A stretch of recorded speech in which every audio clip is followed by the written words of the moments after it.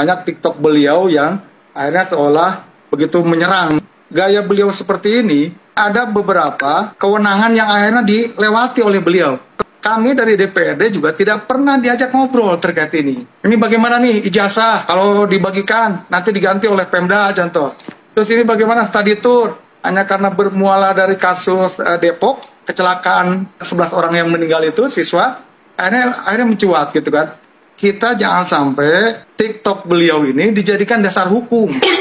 Maka dari itu KDM jangan banci, keluarkan suratnya bahwa ada wisuda dan study tour itu melalui proses panjang, melalui komite sekolah, lembaga mandiri yang beranggotakan orang tua, wali peserta didik dan komunitas sekolah serta tokoh masyarakat yang peduli pendidikan.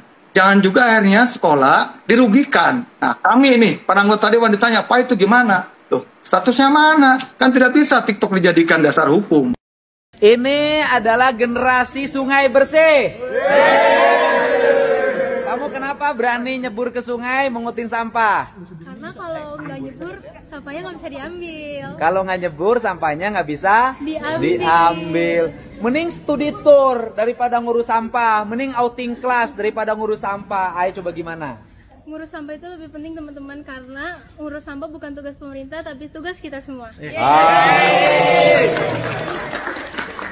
Jangan deket-deket gubernur ini. Gubernur ini melarang wisuda. Enggak teman-teman, kalau wisuda itu selayaknya untuk teman-teman yang sudah selesai kuliah. Untuk anak yang TK, SD, SMP, SMA itu lebih baik mengeluarkan waktu-waktunya untuk mengukir kebersamaan bersama. Nanti kehilangan masa indahnya karena foto kenangannya hilang saat perpisahan. Foto kenangan juga nggak penting teman-teman, karena 3 tahun bersama mereka itu aku udah happy banget. Hilang studi tour, kita nggak bisa senang-senang. Ke rumah Pak Gubernur, ke rumah dinas Pak Gubernur kita udah senang teman-teman. Oh gitu, jadi kesini pun sudah senang-senang. Seneng banget. Seneng banget bro. Iya, tepuk tangan semuanya. Oke, terima kasih. Salam generasi Kali Bersih Bekasi. Kalau pemerintah membentuk Satgas pemberantasan preman, Satgas Mafia Preman atau apa namanya, kita DPP dan DPD Grip Jaya juga membentuk Satgas Preman Birokrasi.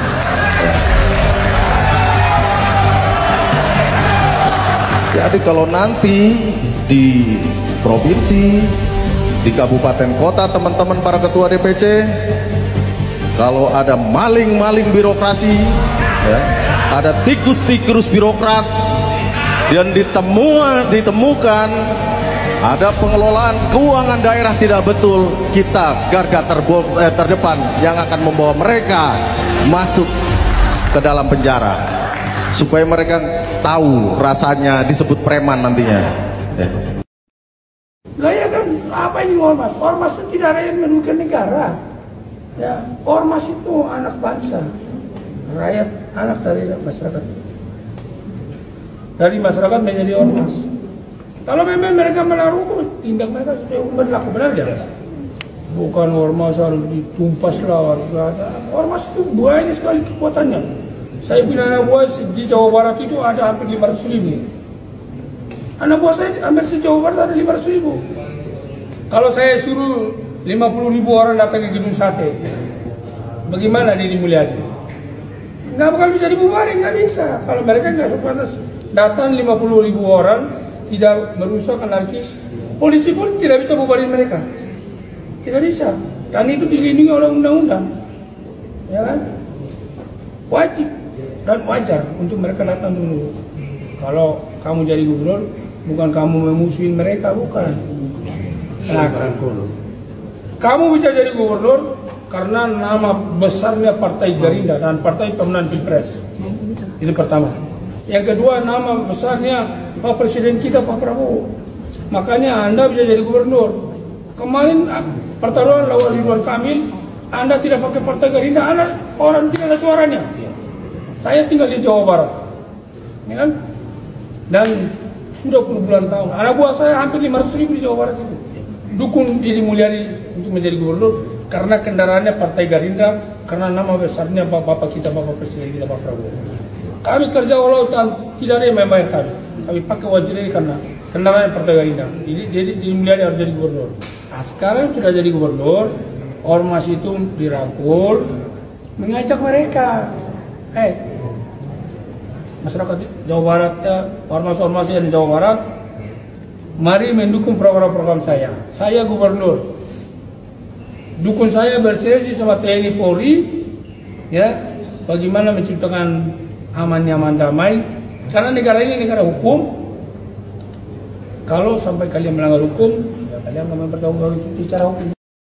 Kita harus sangat hati-hati pada Kang Deddy Mulyadi, ya, gubernur. Karena penyakit itulah yang akhirnya menghancurkan dirinya dan menghancurkan masyarakat. Maksudnya? Ketika dia dianggap sebagai orang terbaik, ketika dia dielu-elukan, dia akan lupa daratan, dan masyarakat pun pada akhirnya akan menjadi menyakralkan dirinya. Coba, ini bukan untuk menjelekkan Kang Deddy gitu ya. Sekarang Pak KDM misalkan, semua daerah mau mendeklarasikan, Pak udah jadi gubernur di sini, jadi gubernur di sini, jadi gubernur. Bapak suka dan sebagainya. Seandainya pun Pak Deddy itu adalah orang yang sangat baik, mungkin dengan terus-terusan dihajar oleh pujian yang sangat luar biasa, dia lupa daratan. Dan akhirnya menganggap bahwa nyaman banget jadi seperti ini, saya nggak mau lepas dari ini. Bisa aja kan seperti itu. Kang Deddy Mulyadi, Pak. KDM. Ya. Ini pencitraan nggak sih, Pak? Saya salah seorang pengagum beliau, ya. Saat saya jadi Kapolda dan beliau jadi bupati di Purwakarta. Purwakarta, ya. Terobosannya banyak sekali. Dan sejak dari dulu sudah seperti itu. Bahkan waktu dia jadi anggota DPR Jawa Barat, terobosannya sudah begitu. Dia berani keluar duit untuk rakyat, berani menolong rakyat kecil, berani membela rakyat-rakyat yang tidak mendapatkan keadilan, dan masyarakat-masyarakat yang terpinggirkan. Dan sudah dari dulu bukan pencitraan, memang itulah wataknya, asli gitu. Dan saya bangga dan senang gitu ya, bahwa figur ini menjadi panutan beberapa kepala daerah lain, baik gubernur maupun bupati. Ada yang meniru langkah-langkah beliau, dan itu bagus sekali. Tapi mungkin banyak juga yang tidak setuju gitu. Karena apa? Karena ladang cari duit tertutup gitu kan. Tapi beliau tidak pikirkan itu gitu. Yang dia pikirkan rakyat. Jadi apa yang dipandang oleh rakyat tidak benar, dia terobos. Dan tidak pakai besok, dan tidak pakai akan sekarang juga, dan tidak pakai prosedur cari alat berat, cari kepala dinas ini, prosedurnya ini, langsung datangkan alat berat, 1 tidak cukup, 1, 2, 3, 4 saya yang bayar gitu. Jambatan pun yang konstruksinya nggak bagus, robohkan. Hari ini juga bangun. Nah, pemimpin seperti inilah yang diidolakan rakyat. Hei warga Jawa Barat, jangan sombong kamu. Kalau berani, ayo kita tukaran gubernur. Kopipah biar tinggal di Jawa Barat, Kang Deddy Mulyadi biar tinggal di Jawa Timur. Kalau memang berani, jangan sombong kamu. Saya suka kalau Kang Deddy tinggal jadi gubernur di Jawa Timur. Kopipah ambil, bawa ke Jawa Barat sana. Kalau kamu mau dan berani. Ayo kita tukaran gubernur. Deddy Mulyadi biar tinggal jadi gubernur Jawa Timur. Kopipah Bu Kopipah tinggal di Jawa Barat. Oke, Pak udah. Melempem gubernur Jawa Timurnya sekarang. Nggak ada gebrakan sama sekali, melempem kayak kerupuk lebaran. Saya takut nanti Kang Deddy Mulyadi ini terlalu maju, jangan-jangan mau maju jadi calon presiden ini. Mohon maaf ini. Karena saya lihat masuk gorong-gorong, masuk sungai, takut saya hanyut gitu. Dan dia waktu gubernur Jawa Barat nggak jago-jago amat, dia bisa, maaf, jadi Bupati Purwakarta, biasa-biasa aja nih. Jangan terlalu lebay lah. Emang dia kader Gerindra kapan sih? Baru aja. Kita udah, jangan begitulah. Kami tidak ada berkepentingan di sini. Kan sudah saya bilang tadi. Contoh Depok. Depok itu, Bung Hendarsam, TS itu, Tony Simanjuntak itu bukan kader GRIP. Jadi yang membakar itu bukan GRIP. TS itu dia melakukan kejahatan, baru dia mengajukan diri masuk anggota GRIP. Dan kita tolak. Jadi tidak ada situ hubungan dengan GRIP. Lalu kemudian kalau ada pemalak-pemalak di lapangan membuat investor tidak mau, mana datanya yang valid? Sampaikan ke kita. Kalau itu kader GRIP, jangankan dibina, binasakan. Itu perintah Ketua Umum. Kang Deddy, kami mencurigai dia mau coba membranding bahwa dia sebagai tokoh yang paling anti premanisme, dia pingin Jabar lebih baik, tapi dijadikan barang contohnya ini GRIP Jaya. Ini sampai ada mau rubah undang-undang Ormas. Saya kasih contoh Ormas. Ormas NU Ormas kan? Muhammadiyah Ormas kan? Turunan dari Ormas NU apa? Ada Banser. Kalau orang Natal, siapa yang jaga? NU, Banser. Kami juga di lapangan banyak berbuat kemanusiaan. Nah, kami hanya heran saja, ada 30 sekian gubernur se-Indonesia. Kok Kang Deddy Mulyadi ini ke GRIP Jaya ini kayaknya sinis gitu. Padahal dia tahu bahwa Bang Hercules itu adalah orang yang merah putih untuk Indonesia. Dan dia juga pasti tahu bahwa Bang Hercules itu adalah orang yang kenal dengan pemimpin bangsa hari ini. Kemudian GRIP Jaya ini juga didirikan bagian dari mendukung pemerintahan. Nah, kalau kami sudah mendukung, menjaga harkat martabat dan mendukung pemerintahan Bapak Prabowo Subianto dan Mas Gibran Raka Buming Raka, artinya seluruh gubernur kita dukung, apalagi kader Gerindra. Jadi sebenarnya kami melihat ini ada upaya mengadu domba supaya kelihatan bahwa GRIP Jaya berbenturan dengan pemerintah, Bang Hercules secara pribadi. Kalau kalian mau masuk menjadi orang dalam pemerintahan, mau mengambil hati pejabat penting negara ini, silakan, tapi jangan rusak kami. Tapi kalau itu kalian lakukan, kami pasti tidak terima itu. Yang boleh wisuda cuman yang S1, nggak semua orang bisa kuliah. Terus background videonya itu background rumah yang emang kurang layak gitu. Maksud gue kayak lo seriusan ngomong kayak gitu? Halo, salah satu indikasi kenapa aturan itu dikeluarin adalah karena biaya wisuda itu memberatkan orang tua. Gue bukan orang yang tidak mampu. Jadi mau lo mampu, mau lo kaya raya, mau lo nggak mampu, itu harganya sama. Dan bagi orang yang kurang mampu, itu memberatkan. Lo jangan ngelihat dari perspektif diri lo dan ego lo aja sebagai orang yang mungkin hanya kayak sekali seumur hidup ngerasain wisuda. Hello! Bagaimana bisa makan untuk besok dan minggu depannya daripada sekedar sekali seumur hidup. Kadang gue tuh kayak, aduh, gue tahu konotasi pemerintah itu emang buruk, politik tuh kotor, bla bla bla. Tapi kalau misalnya ada sebuah kebijakan ataupun aturan, coba lo tinjau lagi, apakah memang seburuk itu? Apakah aturan itu selfish atau dibuat untuk kepentingan pribadi atau emang kepentingan masyarakat? Aturan Kang Deddy yang ini menurut gue tuh masuk akal banget. Melihat ya, sorry banget, keadaan ekonomi orang-orang di Indonesia yang kebanyakan tuh masih kekurangan gitu. Anak ini punya keberanian yang sangat luar biasa untuk menyampaikan pendapatnya, untuk menyampaikan kritiknya, dan anak ini tentu memiliki daya kritis yang cukup tinggi. Tidak semua anak muda bisa seperti ini, apalagi kemudian itu adalah perempuan. Anak SMA ini yang hanya bertanya, di mana keadilan? Apalagi memang yang bersangkutan itu juga tidak punya rumah. Gitu, sudah gitu rumahnya numpang harus digusur lagi.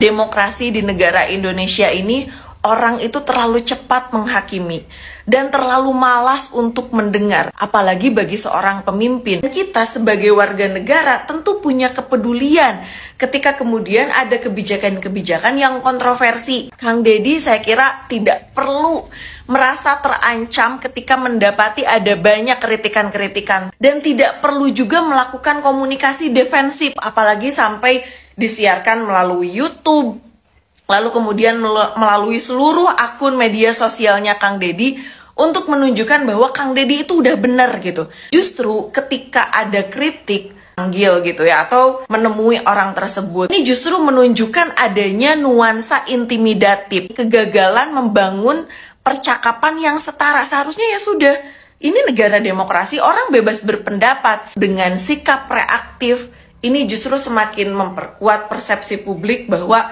kepala daerah tidak siap dikritik dan jauh dari nilai-nilai demokrasi. Kalau saya lihat bacaan di netizen ya setelah diupload video ini, itu lebih banyak menyerang anak ini kan, dengan kata-kata yang menurut saya sangat menyakitkan. Misalnya kalimat udah miskin, belagu, sok kaya apa gitu. Padahal ini bukan itu loh, ini soal dia berpendapat. Kalau akhirnya kebijakan itu dilakukan oleh sekolah dan oleh dinas pendidikan atau oleh gubernur, dia nggak kuasa. Dia ingin pendapatnya itu didengar. Lagi ngomong dipotong. Contohnya misalnya gini, yang sederhana aja. Maksud dia gini, wisudanya di sekolah aja, sederhana, mungkin dia mau bicara begitu ya, sehingga tidak memerlukan biaya yang lebih, tapi memberi kenangan. Nah kayak gini, emang nggak cukup kenangan 3 tahun? Ada tuh di video dia yang lain, misalnya gini, ada anak SMA dan SMK yang mungkin nggak punya uang untuk kuliah. Nah makanya pada level SMA ini kayaknya wisuda itu menjadi hal yang diinginkan, begitu kan? Mungkin SMA dan SMP perlu dengan sejumlah catatan dan itu bisa diatur oleh Pemprov. Kenapa jalan kaki bawa nama saya? Kalau enggak kan niatnya iseng dong. Iseng gimana? Iseng karena ada himbauan itu tadi. Untuk jalan kaki ke sekolah, iya. Atau naik sepeda. Iya. Bagi mereka yang jaraknya masih bisa ditempuh dengan jalan kaki dan bersepeda. Kalau jaraknya tidak bisa ditempuh jalan kaki dan bersepeda, diantar saja. Gak apa-apa diantar pakai motor, tidak disampai ke lokasi. Misalnya ada jarak 200-300 meter menuju sekolah, turun di situ jalan kaki. Kenapa? Perlu nggak jalan kaki? Perlu. Jalan kaki sehat nggak? Sehat. Olahraga terbaik apa? Jalan kaki. Kenapa waktu kecil orang tuanya gelisah, anaknya pengen bisa jalan, setelah bisa jalan anaknya tidak jalan? Cinta abadi takkan pernah pudar di setiap hembusan angin. Kau ada di sini. Ibu Wamen, Mendagri, terima kasih banyak Ibu Wamen dan seluruh gubernur yang hadir hari ini. Kang Dedi, Gubernur konten. Nah, mantap nih Kang Dedi nih. Tadi Pak Gubernur Kaltim mengatakan gubernur konten. Alhamdulillah dari konten yang saya miliki itu bisa menurunkan belanja rutin iklan. Biasanya iklan di Pemprov Jabar kerjasama medianya 50 miliar. Sekarang cukup 3 miliar tapi viral terus. Terima kasih. Kan orang jangan ngelihat ke atas. Saya ini hidup bergaul dengan masyarakat dalam setiap hari. Tapi orang tua itu tidak akan kuat manakala sekolahnya menyelenggarakan.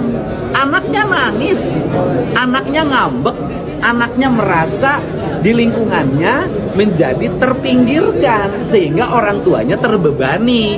Akibat orang tuanya terbebani, pinjem bank emok, udah deh, pinjem bank keliling, pinjem pinjol, angka kemiskinan di Jawa Barat akan semakin meningkat. Orang Jawa Barat itu per RT itu sudah ada kumpulan 10 orang, itu pengeluaran rentenir dan rata-rata dipakai biaya sekolah, studi tour, outing kelas, kredit motor gitu loh. Jadi bagi mereka yang hanya melihat di Jakarta, itu tidak akan pernah tahu kehidupan masyarakat yang real. Saya ini hidupnya di tengah-tengah masyarakat dan saya ini tiap hari itu nanganin orang yang numpuk di rumah saya, di rumah dinas, 100 orang mengadu hal yang sama. Jadi bagi saya hari ini akan tegak lurus. Saya akan lebih mengutamakan melakukan pembelaan terhadap rakyat Jabar, merubah sistem hidupnya, meringankan beban mereka, dan mereka harus bersekolah sampai SMA. Saya tidak akan mendengar siapapun. Yang penting saya sebagai Gubernur Jabar bertanggung jawab terhadap kesejahteraan rakyat.